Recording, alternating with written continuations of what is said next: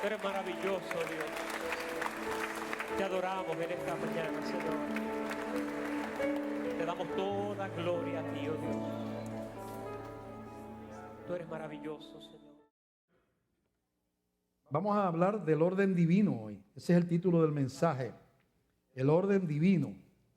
Y voy a usar como base el Romanos capítulo 12, del verso 3 en adelante. Romanos 12, del 3 en adelante. El título, el orden divino, nos ponemos de pie para leer la palabra. Es una lectura bastante larga, así es que vamos a leerla cuidadosamente. El principio del mensaje de hoy es que Dios establece un orden para evitar el caos social, para que por su autoridad Él dispone un orden social y determina lo correcto y lo incorrecto, porque tiene autoridad para hacer eso. Entonces, el orden divino, vamos a hablar de eso. ¿Y qué pasa cuando se rompe ese orden divino? Romanos 12, del 13 en adelante, hasta el 13:2, dice así: digo pues, por la gracia que me es dada a cada cual que está entre vosotros, que no tenga más alto concepto de sí que el que debe tener, sino que piense de sí con cordura, conforme a la medida de fe que Dios repartió a cada uno.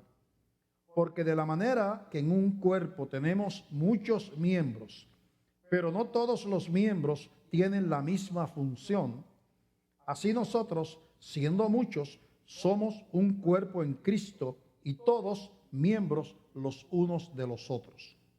De manera que, teniendo diferentes dones, según la gracia que nos es dada, si el de profecía, úsese conforme a la medida de la fe, o si de servicio, en servir, o el que enseña, en la enseñanza, el que exhorta, en la exhortación, el que reparte, con liberalidad, el que preside, con solicitud, el que hace misericordia, con alegría. El amor sea sin fingimiento. Aborreced lo malo, seguid lo bueno.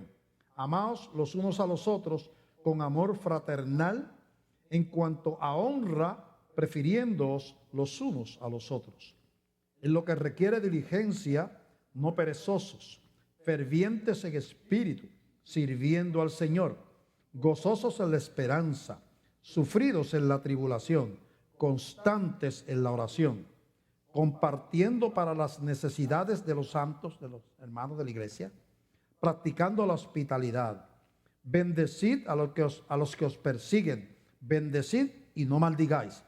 Gozaos con los que se gozan, llorad con los que lloran, unánimes entre vosotros, no altivos, sino asociándoos con los humildes.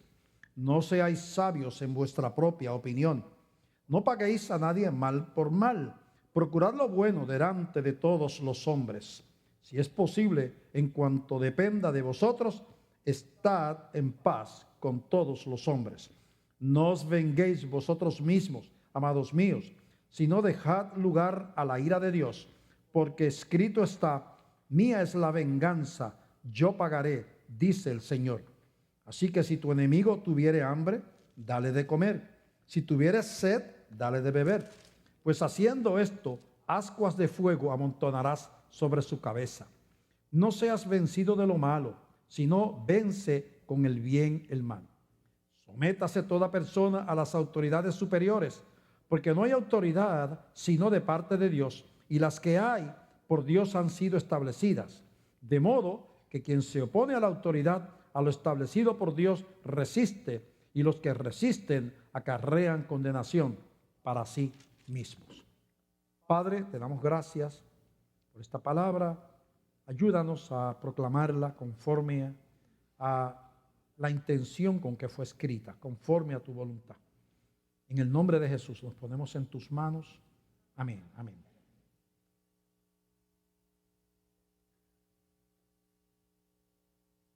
Dios no deja al ser humano a la propia determinación de lo correcto y de lo incorrecto, y no lo deja sin ordenar la sociedad. Dios proclama lo que es bueno, lo que es aceptable a Dios y lo que no es aceptable, lo que es pecado. En la palabra de Dios está claramente eso limita al hombre en sus actividades a vivir correctamente, ¿verdad? Lo exhorta, está claramente enseñado en la Escritura lo que es malo y lo que es bueno. Y además establece un sistema social donde hay un orden de autoridad. Porque hay un principio que tenemos que entender, práctico, no solamente teológico, sino práctico. Y es el siguiente: no puede funcionar ningún grupo social sin un líder.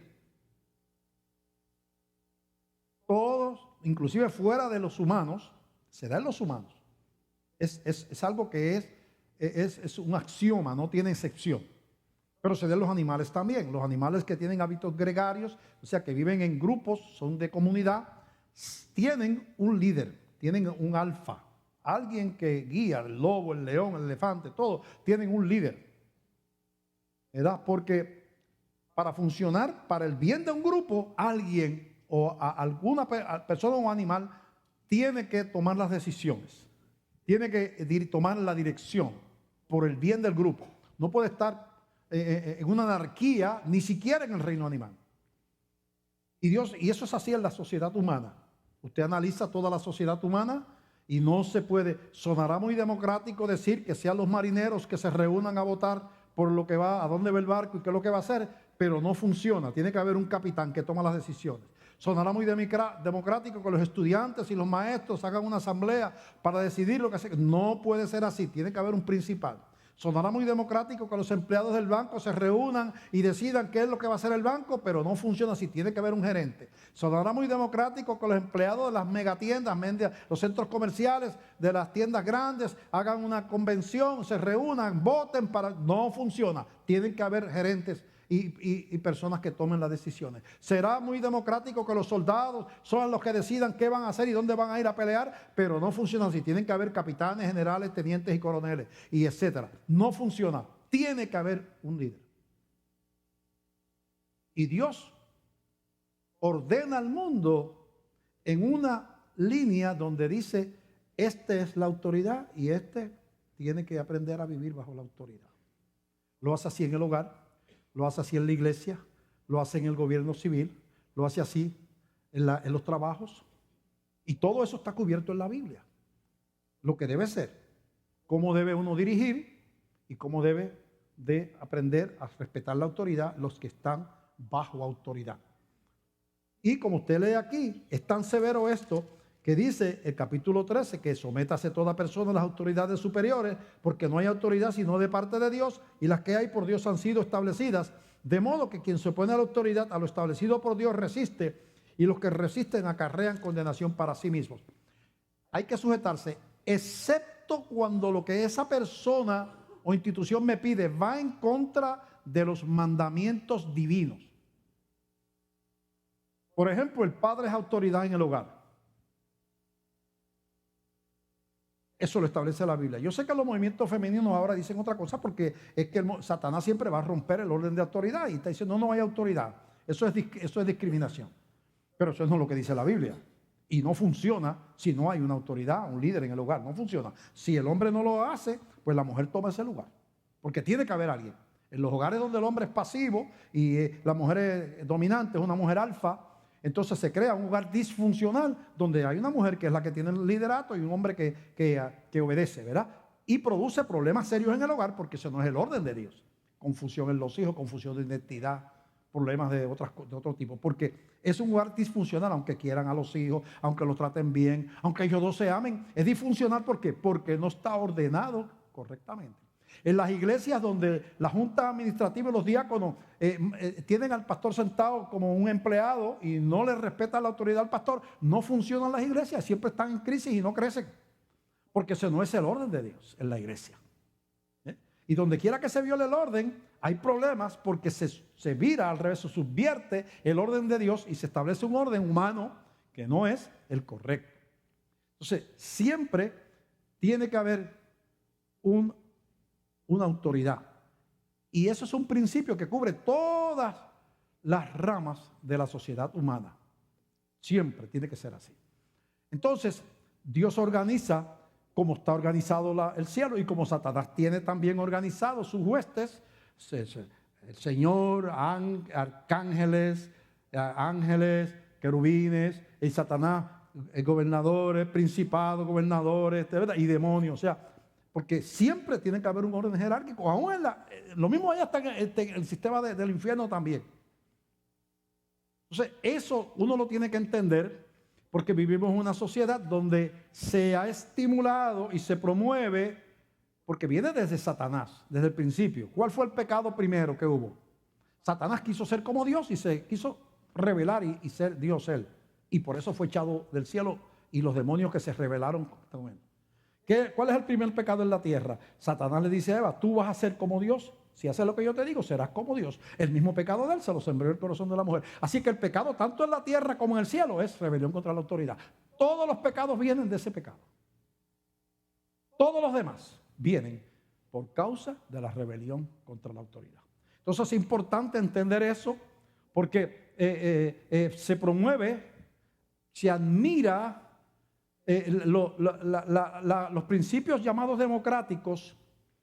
Quieren dar a entender que lo que no se tome por consenso lo que la gente no puede hacer porque les gusta es violación de derechos individuales y hay que permitir eso. Aunque contradiga la ley de Dios y aunque contradiga el orden social, hay que respetarlo porque tienen derecho. Y entonces puedes terminar, por ejemplo, los estudiantes mandando a la universidad. Eso no puede ser, eso es un error. Ellos van a ir a estudiar, que puedan tener unos representantes para que reclamen sus derechos y expongan las querellas de los estudiantes, perfecto. Pero no están allí para dirigir. Que los estudiantes dirigen la escuela y manden en la escuela y hagan lo que les dé la gana, en la escuela intermedia y en la escuela superior. Eso es al revés, no puede ser así. Que los hijos manden en el hogar y hagan lo que quieran, eso es al revés, eso no fue diseñado así. Que la esposa sea independiente y no respete al marido, no puede ser, no fue diseñado así. Tampoco es diseñado que el marido maltrate a la mujer, porque también hay reglas para los que dirigen. Y no es bíblico que un pastor sea un déspota que maltrata a la congregación, porque tampoco eso. O sea, entonces, tienen deberes los que dirigen y tienen deberes los que son dirigidos. ¿Verdad? No es que los que están, se les asigna autoridad, van a utilizar la autoridad erróneamente. Por eso al marido en la Biblia se le dice, el marido es cabeza del hogar, así como Cristo es cabeza de la iglesia, la cual es su cuerpo, la cual es su salvador. Así que las casadas están en sus maridos en todos. Maridos, amad a sus mujeres como Cristo amó a la iglesia y se entregó a sí mismo por ella para santificarla, habiéndola purificado en el lavamiento del agua por la palabra, a fin de presentársela a sí mismo una iglesia gloriosa, que no tuviese mancha ni arruga ni cosa semejante, sino que fuese una iglesia santa y sin mancha. Así también los maridos amarán a sus mujeres como a sus mismos cuerpos. El que ama a su mujer, a sí mismo se ama. En otra palabra, tú eres líder, pero ama a tu mujer como Cristo amó a la iglesia. Y Cristo no es un abusador. No es un amor machista el de Cristo y maltratante. Yo soy cabeza del hogar. Pero maltrata, pues tú eres un irresponsable además de ser cabeza del hogar. Tú no vives como Cristo. Porque ¿te gusta la posición de líder? Tremendo, te felicito, así es, así fuiste nombrado. Aprende a hacerla como Cristo la hizo. ¿Ok? Pues de ambas partes, ¿no? Marino, no se felicite mucho ahí porque es que está, ¿verdad? El Señor hace las cosas balanceadas. Balanceadas. Cuando hay alguien que está en autoridad y me quiere obligar a hacer algo que va en contra de la palabra, entonces yo tengo derecho, como le dijeron los apóstoles a los líderes religiosos. No pueden predicar el nombre, no, nosotros tenemos que obedecer a Dios antes que a los hombres. Si mi papá, que Dios lo puso en autoridad, me hubiera dicho, quiero que me guíes el carro porque voy a saltar el banco y necesito un chofer. Aunque fuera mi papá, yo tengo que decirle, no, papá, no voy a guiarte el carro. No, porque tú eres mi hijo, soy tu hijo. Pero la palabra dice que no robarás. Y yo no voy a ser instrumento para que tú asaltes un banco. Cristiano, y papá te dice, mira, vamos hoy, nos vamos a emborrachar los dos porque tú eres, yo soy tu papá y no, papá, yo no bebo, soy cristiano. No, tiene que ir. No, lamento, no voy a ir a borracharme. Porque cuando lo que te están pidiendo está sobre la autoridad mayor que es Dios, entonces ahí, pero mientras no sea así, tiene que respetar la autoridad. Tiene que respetar la autoridad. Hay que entender que la autoridad entonces tiene límites. Y la autoridad terrenal se limita por la autoridad de Dios. Siempre. Porque Él es soberano, ¿verdad? La autoridad del hombre es limitada porque es delegada. Y yo tengo autoridad en mi casa porque Dios me dio la autoridad. No emana de mí. Por eso dice aquí, ¿qué dice Romanos 13?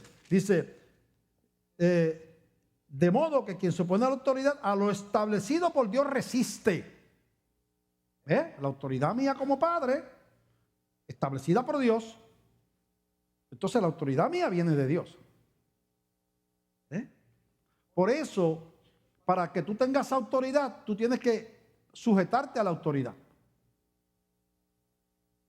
Cuando tú te sales de la autoridad, pierdes esa autoridad. Y yo estoy en el ejército y soy sargento y le digo a los soldados, vea esto, recoge allá, vamos a dar 20, 40 push-ups. Y todo el mundo lo hace porque yo soy el sargento de ese grupo, de esa tropa. Pues yo me salgo del ejército. Me salí de la autoridad. Ya yo no estoy bajo la autoridad del presidente de Estados Unidos, no estoy bajo la autoridad del general, del capitán. Toda esa gente está detrás de mí cuando yo soy sargento. Y yo me salgo del ejército, renuncio, ¿verdad? Me licencio del ejército y vengo y veo a esos mismos soldados en la calle y le digo, mira, recoge esas colillas ahí y date 20 push-ups. Cállate la boca, chico, tú estás loco. ¿Qué pasó? ¿Por qué yo perdí autoridad? Porque me salí de la autoridad. Un hogar que no está bajo Cristo tiene un problema de autoridad. Tiene la autoridad delegada como padre, pero él no vive bajo la sombra del omnipotente. Y entonces, en las luchas contra las huestes que vienen contra su familia, usted no puede contar con el apoyo del Espíritu Santo, porque si usted no tiene a Cristo, el Espíritu Santo no mora en usted. Y por lo tanto, usted no tiene autoridad en ese sentido. Lo sabio es vivir bajo autoridad, para tener autoridad. Así la autoridad es una autoridad delegada. Así que lo otro, además de la autoridad, la otra plataforma que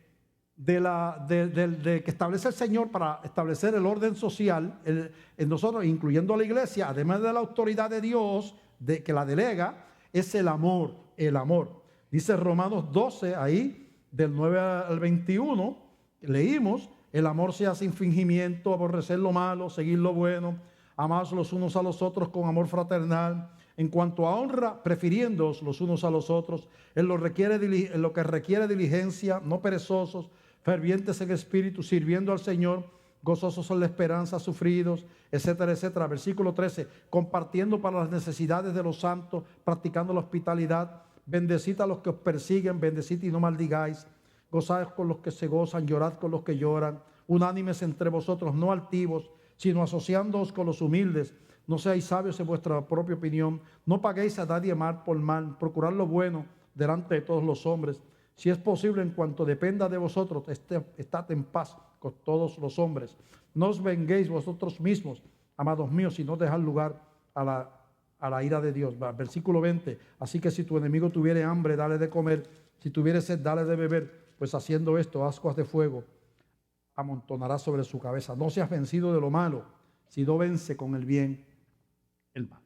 Así que somos llamados, Dios es justo, santo, la justicia de Dios, la autoridad de Dios y el amor de Dios. Sobre esos dos atributos principalmente es fundada toda la relación con los seres humanos. Un Dios soberano, amoroso, que espera que amemos la justicia, pero espera que también amemos. Y que no seamos vengativos, rencorosos, que no estemos en trifulcas, en divisiones, en contiendas, que aprendamos a vivir en paz. Así que esos dos fundamentos son bien fuertes, son esenciales en la vida del cristiano. El cristiano no puede ser una persona contenciosa, vengativa, llena de odio. Eso contradice lo que dice la Biblia y lo que nos enseña el Señor. Así que la autoridad es tan importante en el orden de Dios que es tratada severamente cuando no se aprende a vivir en autoridad. Por ejemplo, a los hijos se les dice que honren padre y madre, ¿verdad? Porque ese es el primer mandamiento con promesa. Y dice que para que sea de larga vida sobre la tierra. Le está diciendo a los jóvenes, tu vida se puede acortar si tú deshonras a tu papá y a tu mamá. Eres un joven desobediente, te puedes ir antes de tiempo. Estamos viendo eso constantemente, cómo la vida de nuestros jóvenes se acorta porque no siguen consejos, muchos de ellos. No siempre que un joven se va es porque era un joven desobediente. Aquí se mueren justos e injustos. Pero la Biblia está diciendo ahí que si tú eres un joven obediente, un niño obediente, tu vida tiene más oportunidad de que Dios te deje más tiempo aquí en la tierra. Cuando tú empiezas a retar la autoridad y a vivir como te da la gana, pueden pasar cosas que te acorten la vida y te vayas antes de tiempo. Porque eso está escrito de esa manera. Honra a tu padre y a tu madre, que es el primer mandamiento con promesa, para que se alarguen tu vida sobre la tierra. Quiere decir que si no lo haces, se te puede acortar. Así por el estilo, está llena la Biblia de la recompensa de vivir y respetar el orden establecido y las consecuencias de no hacerlo y vivir en contra de ese orden de Dios. En Números capítulo 12 hay un ejemplo de la severidad con que Dios trata la rebelión contra la autoridad. Dice Números 12 del 1 al 15, narra una historia donde están principales, aquí los actores principales de esa historia son tres hermanos. Moisés, que era el líder designado por Dios para el pueblo hebreo. Moisés. Aarón, que era hermano de Moisés y era el sumo sacerdote, una posición altísima. Y María, que era hermana de Moisés y era profetisa. Dios le había dado el don de hablar profecías reveladas por Dios. Era profetisa. Y ocurre que Moisés comete un error. Ellos quieren aprovechar el error de Moisés para tumbar el orden de Dios, no respetando el orden de Dios, y mira las consecuencias. Números 12 dice, María y Aarón hablaron contra Moisés a causa de la mujer cusita que había tomado, porque él había tomado mujer cusita. No se suponía, no se le había enseñado a los hebreos, que un líder, un hebreo, tomara una mujer de Cus. Los hebreos no se suponía que se unieran a gente de esa raza. Pero Moisés lo hizo, una debilidad, ¿verdad? Lo hizo. Entonces, dice Moisés y María, solamente por Moisés ha hablado Jehová, ¿no ha hablado también por nosotros? Y lo oyó Jehová. Dijeron, Moisés ya no debe ser el líder, porque él falló. No respetaron la unción que había sido dada a Moisés como líder y quisieron utilizar ese incidente para cambiar el orden sin que Dios lo haya aprobado, ¿verdad? Entonces, dice, y aquel varón era muy manso, versículo 3, más que todos los hombres que había sobre la tierra, Moisés, ¿verdad? Luego dijo Jehová a Moisés, a Aarón y a María, salid vosotros tres al tabernáculo de reunión, y salieron ellos tres. El tabernáculo de reunión es lo que está pintado ahí en ese templo que estaba en el centro del pueblo hebreo en el desierto. Entonces Jehová descendió en la columna de la nube. Eso de noche era una columna de fuego, de día se veía como una columna de una nube. Y dice que Jehová descendió y se puso a la puerta del tabernáculo y llamó a Aarón y María y salieron ambos. Y él les dijo, oíd ahora mis palabras. Cuando haya entre vosotros profeta de Jehová, le apareceré en visión, en sueños, hablaré con él. No así a mi siervo Moisés, que es fiel en toda mi casa. Cara a cara hablaré con él, y claramente, y no por figuras, y verá la apariencia de Jehová. ¿Por qué pues no tuvisteis temor de hablar contra mi siervo Moisés? Entonces la ira de Jehová se encendió contra ellos y se fue. Y la nube se apartó del tabernáculo. Y aquí que, fíjate, la nube representaba la presencia de Jehová. Y entonces de momento la nube se levanta. indicando el desagrado de Dios, ¿verdad? Y aquí que María, hermana de Moisés, estaba leprosa como la nieve. Instantáneamente la lepra produce unas llagas, lesiones blancas, blancuzcas. Y entonces María quedó leprosa por todo el cuerpo, de momento llena de lepra. Y miró Aarón a María y aquí que estaba leprosa. Y dijo Aarón Moisés, Señor mío, no pongas ahora sobre nosotros este pecado, porque locamente hemos actuado y hemos pecado. Entonces le dicen a Moisés, como si fuera sido Moisés, fue Dios el que lo hizo, pero dice, no pongas este pecado sobre nosotros, pidiendo ayuda para su hermana María. No quede ella ahora como el que nace muerto, que al salir del vientre de su madre tiene ya media consumida su carne. Así que no quede María como si fuera un aborto de un niño que estuvo muerto en el vientre meses antes de nacer y no salió, ¿verdad? Y sale ya en pedazos. Entonces Moisés clamó a Jehová diciendo, te ruego, Dios, que la sanes ahora. Fíjate qué hombre era Moisés. No dijo, bueno, que te pase por haberte levantado, no. Moisés dijo, Dios, sánala, te ruego que la sanes ahora. Respondió a Jehová a Moisés, pues si su padre hubiera escupido en su rostro, ¿no se avergonzaría por 7 días? Sea echada fuera del campamento por 7 días y después volverá a la congregación. Así María fue echada del campamento 7 días y el pueblo no pasó adelante hasta que se reunió María con ellos. Después el pueblo partió a Serot y acamparon en el desierto de Parán. Dios trata severamente la rebelión contra la autoridad. Es una transgresión al orden divino. Entonces, esta sociedad prácticamente fomenta eso. Se fomenta la rebelión de los empleados en las empresas. El empleado se espera como que sea como el medio enemigo del patrono, que hable mal de él, que trate de trabajar lo menos posible, trabajar tirado ahí, chaposeado ahí, ¿verdad? Porque ese es o sea, esa lealtad, este es el que me da, aquí es que yo consigo el pan. Tengo que defender esto. ¿Verdad? Se promueve aún el Estado, la carta que acabamos de leer, el Estado está promoviendo la rebelión de los hijos contra los padres. Legalmente, una niña de 12 años, 13 años se puede hacer un aborto y en la clínica le hacen el aborto sin que los padres se enteren. Antes no era así, pero cambiaron la ley. En Estados Unidos, yo no sé si aquí está así también. Lo que estamos diciendo es que se está fomentando la rebelión en las escuelas. El maestro ya, hay personas que no, una profesión que era como un ministerio antes, de respeto y los padres, si el maestro te disciplinaba, la disciplina la terminaba tu papá en la casa. El muchacho no se atrevía a dar la queja, si el maestro lo corregía, no digo nada porque entonces allá me dan la segunda en casa. Ahora no, el padre aparece ahora con el niño a insultar al maestro. Y sí, a veces le dan también.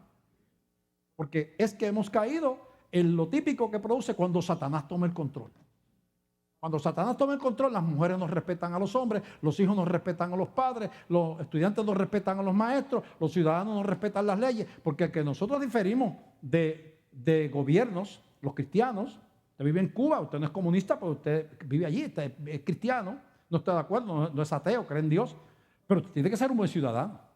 No va a dejar de servir a Dios por servir al Partido Comunista, porque usted no es comunista, usted es cristiano. Pero tiene que ser buen ciudadano, respetar las leyes, pagar sus contribuciones. Aquí, aunque no estemos de acuerdo, usted y yo tenemos que respetar las leyes, pagar las contribuciones, ser honestos en nuestro, ¿verdad? Y esta iglesia tiene un acuerdo de cooperación a una escuela de Ponce, con todas las diferencias que estamos teniendo con el Departamento de Instrucción. Y nosotros estamos comprometidos con esa escuela. Esta semana, por allí está Noel sentado, 2 empleados de aquí pasaron la semana en esa escuela. Pero ya le hicimos una oficina a la trabajadora social, le pusimos aire, que estaba en una covacha metida. Hemos arreglado instalaciones eléctricas, hemos arreglado asuntos de plomería. Esta semana se le hizo una división para un salón de niños especiales, se le puso aire acondicionado, todo eso con gastos de la iglesia. ¿Por qué? Porque aunque no estamos de acuerdo, como ciudadanos queremos que los estudiantes tengan acceso a una buena educación.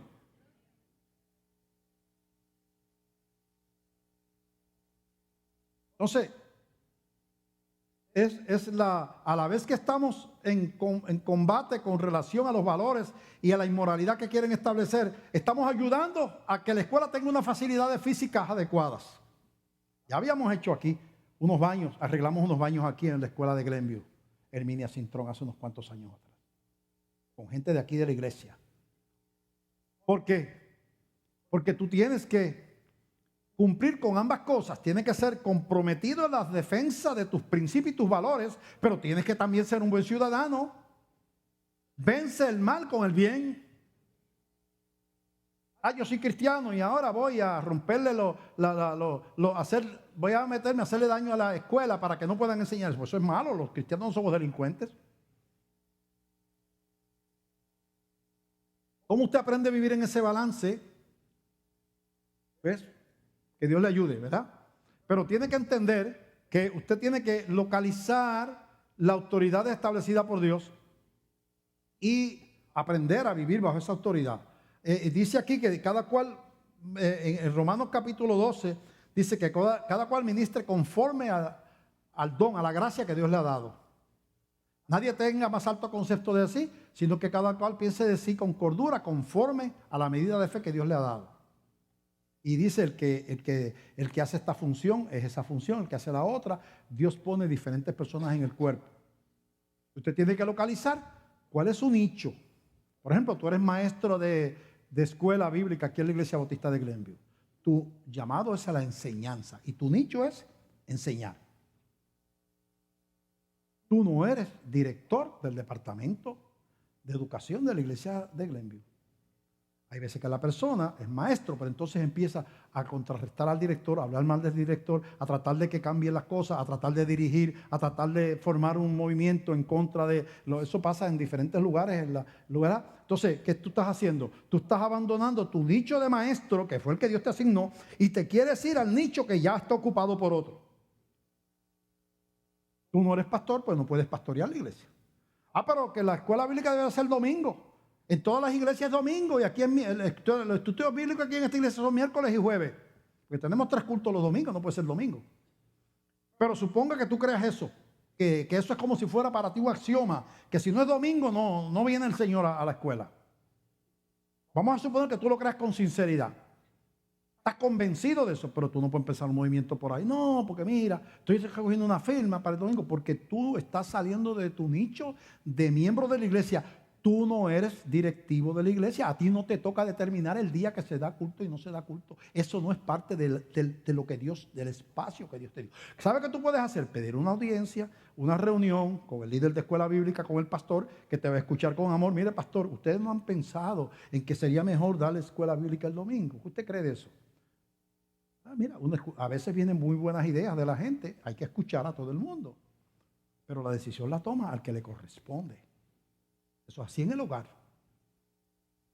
Los jóvenes cristianos tienen que aprender eso. Mis amigos van a una excursión por el yunque. El papá mira a los amigos, ve que son un chorro de locos. Piensa que no son sensatos. Se ha perdido un montón de gente y ya está muerto gente allí que se extravía y después los encuentran, ¿verdad? Porque es un bosque grande. El papá dice, se van a excursionar, van a dejar las veredas, se van a extraviar. Y puede haber un problema, pues esto, pues mira, yo no vas a ir. Pero todos mis amigos van, papi, soy cristiano, pero es que yo soy un grande, yo soy adulto, yo estoy en la universidad, pero mira, es que no tengo paz con ese viaje. Yo creo que no quiero que vayas. El estudiante tiene esta alternativa. Yo soy una persona adulta, yo soy estudiante universitario, yo me voy por encima de la cabeza de papi porque papi no tiene razón en esto. Y lo hace, eso es mundo. Espirituales. Yo creo que papi está equivocado, pero por razón de la autoridad, yo voy a honrar a Dios, viviendo a Dios en todo, respetando a mi papá. El mundo te va a decir, tú tienes tus derechos. La palabra te dice, honra a padre y a madre. Tienes que escoger. En todos los ámbitos de la vida, tu posición en la sociedad va a ser Pero el movimiento feminista, que lo han hecho cargo de ella las lesbianas, muchas están dirigidos por el movimiento. Entonces, dicen, no, el sexo no son dos, hay otras cosas que también tienen la misma validez. Ese es el punto de la nueva perspectiva de género. Nosotros no somos ni mujeres ni hombres, somos o lesbianas, homosexuales, o transgénero, bisexual. Somos otra cosa, me tiene que aceptar que hay otra cosa. Yo digo, bueno, para mí es hombre y mujer, ¿verdad? Y el sexo se determina, yo estudié biología, esa era mi profesión, por la morfología, la fisiología y la genética. Morfología, que es la forma, estructura, tiene pene, tiene testículos, tiene ovarios, tiene vagina, pues esto es mujer o hombre. Fisiología, produce estas hormonas femeninas, puede ser hormonas para la gestación, el hombre no tiene hormonas para la gestación, tiene otras hormonas, esto, fisiología diferente, pues este hombre y esta mujer. Y la genética, tiene este gene, este cromosoma XX, este tiene cromosoma XY, pues este es varón y este es mujer. Eso es lo que se aprende. Para todos los organismos se evalúan así. El perro, el gato, el cerdo, el ratón, todos. Es por morfología, fisiología y genética. El sexo. Pero aquí no es por genética, ahora es por concepto, es una ideología. Aunque yo tengo este cromosoma, tengo estas estructuras y tengo esta fisiología, yo decido ser otra cosa. Y tú me tienes que decir que yo soy otra cosa. ¿No? Esa es la lucha. Pero no solamente eso, entonces, pero sin embargo, a pesar de que yo no soy mujer, porque yo quiero ser otra cosa, yo quiero controlar las organizaciones femeninas. Pero tú no eres otra cosa, pues haz una organización de la otra cosa. O sea que soy mujer cuando me conviene y cuando me conviene no soy mujer. Y hay una injusticia en eso. ¿Ves? ¿Entiendes? Entonces, en esa confusión es que se desarrolla la vida cotidiana de todos nosotros. Es una confusión donde constantemente Satanás quiere subvertir el orden, lo que él hizo allá, rebelarse y querer ser Dios. Lo que sembró en el corazón de Eva, rebelarse contra la autoridad y querer ser Dios. Ahora es el hombre independiente de Dios. El Dios es la sociedad, el Dios es la mayoría, el Dios es lo que piensen los liberales, el Dios es lo que dijo el Tribunal Supremo, el Dios es lo que piensa el presidente, el Dios es lo que dice la academia. Pero hay un montón de dioses, incluyendo el dinero. Los cristianos estamos delante de un bombardeo de alternativas fuera de la voluntad de la palabra de Dios. Entonces tenemos que, la iglesia del Señor tiene que regresar a los principios esenciales. La plataforma del reino está fundada sobre la sujeción a la autoridad, la soberanía de Dios, la obediencia y el amor de Dios hacia nosotros, nosotros hacia Dios y el amor hacia los demás. Pero no es amor aceptar todas las conductas. Nada que sale de la ley de Dios es amor.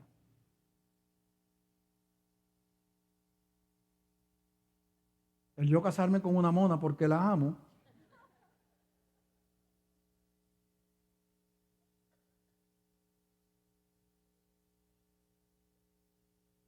es un acto de bestialismo que se llama, es incorrecto. Como quieren ahora aprobar, querían aprobar aquí, pero era una ley para aprobar el incesto.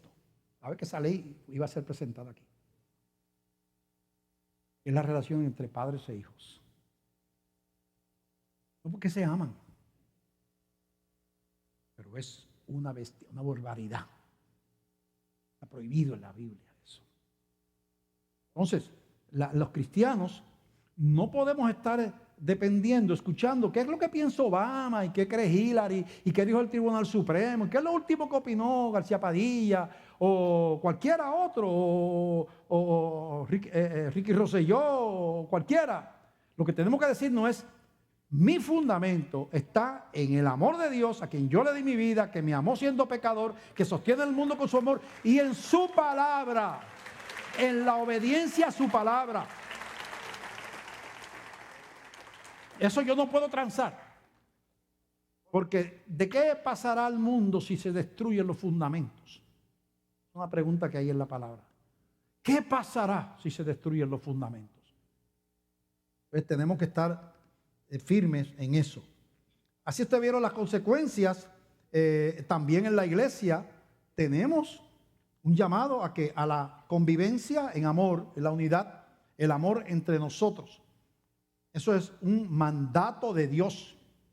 No hay opción. A lo que acabamos de leer en Romanos. Pero mira un incidente que pasa en 1 Corintios capítulo 11. Hay un incidente del verso del 17 al 22. 11 del 17 al 22. Mira lo que pasa. El apóstol Pablo está amonestando a la iglesia de Corinto por algo que pasaba en el momento en que ellos tenían la cena del Señor. O la comunión. ¿Qué es la comunión? ¿Qué es la cena del Señor? Es la unión común, comunión con Cristo, uno, y con los hermanos, uno. Se está celebrando que por la sangre de Cristo podemos tener unión con Dios, y por la sangre de Cristo todos somos iguales, hermanos, unidos. Y eso, ambas cosas están representadas en la comunión. Así que hacer una comunión donde no haya unión con Dios, el que una persona inconversa que no le ha entregado su vida a Cristo tome la cena del Señor, es un acto, no es un acto religioso, es un acto ofensivo y sin ninguna validez. ¿Por qué? Porque está testificando al tomar el vino o la uva y el pan, que él fue lavado con la sangre de Cristo y con el cuerpo dado por él en la cruz. Y eso es mentira porque él no se ha convertido.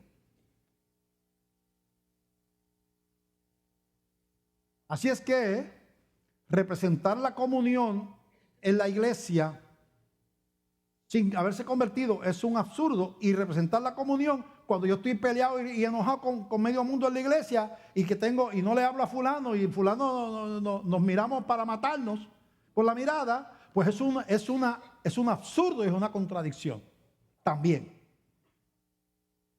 El yo no tener comunión con la gente que no es de mi grupo social o de mi estrato social es una ofensa a Dios y es una rotura de la comunión dentro del cuerpo de Cristo.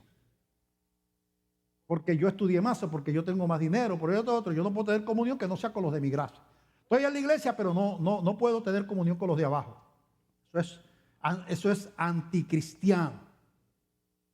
Mira con lo que pasó aquí. 1 Corintios 11, 17 en adelante, dice: pero al anunciaros esto que sigue, no os alabo, porque no os congregáis para lo mejor, sino para lo peor. Ahí viene el regaño de Pablo. Pues en primer lugar, cuando os reunís como iglesia, oigo que hay entre vosotros divisiones, y en parte lo creo. Veo que ustedes están peleados unos con otros. Y eso, ¿para qué tener la cena del Señor, que representa la unión, si ustedes no están unidos? Porque es preciso que entre vosotros haya disensiones, para que se hagan manifiesto entre vosotros los que son aprobados. Así que esto es más duro todavía, porque el apóstol está implicando que el que fomenta la división puede que no esté aprobado por Dios. Dice, y eso manifiesta que no es realmente del cuerpo. Eso es lo que está diciendo ahí, yo no escribí eso. Cuando pues os reunís vosotros, esto no es comer la cena del Señor. Acuérdate que en los tiempos de la Biblia, la comunión en la cena del Señor no era una ceremonia, era lo que hizo Jesús, una cena, comida, y después de la cena se cortaba el pan y se tomaba la copita y se presentaba, se hacía la ceremonia, ¿verdad?, de la cena, la comunión con Dios. Pero después de haber comido, era una comida. Ahora en las iglesias tomamos el pan y esto, pero no damos comida. Yo no le pienso dar comida a ustedes antes de la cena. Es mucha. Pero así era. Entonces ellos comían primero y después, entonces, como hizo Jesús, tenían la cena, ¿verdad? Dice, cuando pues os reunís a vosotros, esto no es comer la cena del Señor, porque al comer, cada uno se adelanta a tomar su propia cena, y uno tiene hambre y otro se embriaga. Había uno allí que en vez de una copa de vino se tomaba la botella completa. Dice entonces, y termina diciendo, pues, ¿qué? ¿No tenéis casas en que comáis y bebáis? ¿O menospreciáis la iglesia de Dios y avergonzáis a los que no tienen nada? ¿Qué os diré? ¿Os alabaré? en esto no os alabo. ¿Qué era eso de adelantarse a tomar su propia cena que le daba tanto coraje a Pablo? Además de las divisiones que ustedes oyeron que está condenando. Estoy molesto porque cuando viene la cena, cada cual se adelanta, muchos se adelantan a tomar su propia cena. ¿Qué era? Porque este era el proceso. Ese día que se reunía la iglesia, cada cual traía de acuerdo a sus recursos lo que podía traer. Puede ser que la viuda pobre trajo un pedacito de pan, porque no tenía para más nada. Y era la iglesia. Y el rico de la iglesia trajo un pernil de cordero, unos filetitos de cordero ahí. Era al vino. Entonces, yo creo que hacía, lo que está diciendo Pablo, que hacían como cuando uno prepara las maletas para recogerlas en el aeropuerto, que le pone un lacito colorado, yo no sé. El que traía el filetito, colocaba su fundita, ¿verdad? Con el filetito allí, lo marcaba o conocía la funda. Y cuando decía, bueno, vamos a comer ahora, y agarraba la de él. Y la viuda comía pan solo, y los ricos de la iglesia comían filete. Y Pablo le dice, ¿qué es eso? No se supone que se ponga todo en la mesa y que el filete se divide en partes, para que todos los que estamos aquí participemos de eso. Y la viuda ponga su pan y también se divide. ¿Cómo vamos a celebrar la unión del cuerpo de Cristo con el egoísmo de buscar la mejor para mí y los demás que se fastidien? ¿Qué unión es esa? Pero mira las consecuencias. Eso no es. Mira, algo tan sencillo como eso. Mira lo que dice el apóstol Pablo. Versículo 27 al 34. De manera que cualquiera que comiera este pan o bebiere esta copa del Señor indignamente, mira cómo le llama eso de lo de estarse emborrachando, lo de estar cada cual tomando su cena, de que tuvieran peleas y estar en la cena haciendo el teatro de que estaban unidos. Indignamente, eso le llama beberlo indignamente, ¿verdad? Será culpado del cuerpo y de la sangre del Señor. Por tanto, pruébese cada uno a sí mismo y coma así del pan y beba de la copa. Mira a ver si verdaderamente tú estás en comunión con los hermanos. Porque el que come y bebe indignamente sin discernir el cuerpo del Señor, sin darse cuenta que Él es parte de un cuerpo que lo homogeniza, donde todos somos iguales, juicio come y bebe para sí. Aquí también habla de juicio, no fue con la cuestión de Moisés allá nada más. Por lo cual, dice, hay muchos enfermos y debilitados entre vosotros, y muchos han muerto. Y pues nos examinásemos a nosotros mismos, no seríamos juzgados, mas siendo juzgados somos castigados por el Señor para que no seamos condenados con el mundo. No está hablando de condenación, está hablando de castigo. ¿Sabes lo que está diciendo? Esa iglesia, mira, esto a mí me impresiona. Ese acto sencillo de humillar y dividir el cuerpo con peleas, sencillo, no es sencillo, nada de sencillo, y de no discernir que es el día de la comunión y avanzar corriendo a coger tu propia cena, ha provocado que alguna gente de aquí esté enferma y muchos yo les he quitado la vida. Por causa de esto, dice. O sea, dice aquí, dice, mira que dice, por lo cual, porque dice versículo 29, el que hace esto, juicio, come y bebe para sí. Versículo 29, por lo cual, porque es un juicio de Dios. Hay muchos que han enfermado porque son divisores, están dividiendo, y algunos que han dividido, yo me los he llevado, los he quitado la vida. Entonces esto no es juego. O sea, cuando nosotros estamos en el amor de Dios, ¿cómo uno entiende el amor de Dios sin entender la justicia de Dios? Ese es el problema de mucha gente. Mucha gente quiere que el amor sin justicia. Entonces Dios, las dos columnas son amor y obediencia y justicia de Dios. Soberanía de Dios. Sujeción a Dios. Esas son las dos columnas. Tú no puedes decir amor nada más, sin justicia, sin ley, sin obediencia. No puedes decir obediencia sin amor. Esto es legalismo y misericordia. Los judíos, los fariseos. Eso no es. Amor sin justicia Hedonismo, a vivir como te dé la gana, porque Dios es bueno. Eso es lo que está perdiendo. Dios es bueno, Dios no condena a nadie. Todos somos de Dios. Dios no castiga a nadie.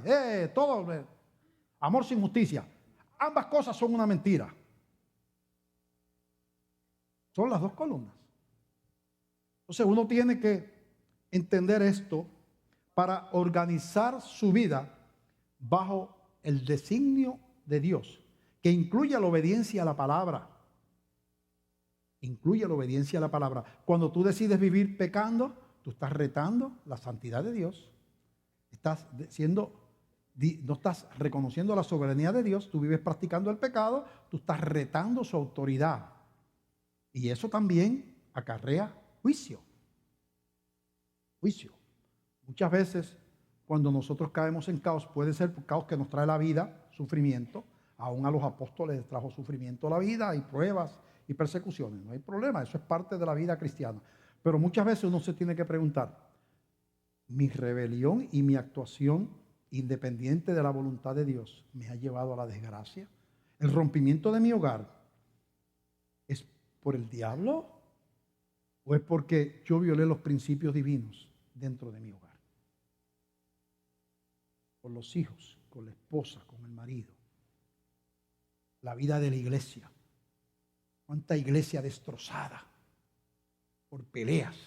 En esta esquina el pastor, en otra esquina los diáconos, allá en esta esquina la junta administrativa. Las reuniones, gente que hasta en reuniones de la iglesia se han invitado a pelear al parking de la iglesia. Qué vergüenza. Qué vergüenza. Vamos a entender el principio del orden divino y Dios nos va a bendecir como iglesia.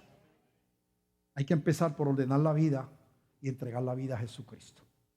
¿Hay alguna persona aquí que no ha hecho eso? Si no ha entregado la vida a Cristo, tú no has ordenado tu vida. Tú estás, porque no hay nada más que dos gobiernos en el mundo, el gobierno de Satanás y el gobierno de Cristo. Si no estás bajo Cristo, inevitablemente estás bajo el otro, quieras o no quieras. Hay que reconocer a Cristo como Señor y cederle a Él la soberanía de la vida, recibirlo como Señor y entregarle los pecados. ¿Hay alguien aquí que toma esa decisión? Dice, pastor, yo quiero ordenar mi vida hoy, yo quiero la salvación de mi alma, quiero aprender a caminar con Dios y hoy le entrego mi vida a Jesús. Y lo hace levantando su mano allí donde está. ¿Hay alguna persona que toma esa decisión en el día de hoy? Con su mano le dice al Señor, hoy yo quiero comenzar una vida nueva. Señor, enséñame a vivir. Dios te guiará por sendas de justicia, por amor de su nombre. ¿Hay alguien que entrega la vida a Cristo? Pregunto, que no ha tomado esa decisión hasta ahora. Y allá levanta su mano. ¿Hay alguien? Vamos a terminar ya mismo. ¿Hay alguien? Vamos a ponernos de pie y vamos a despedirnos.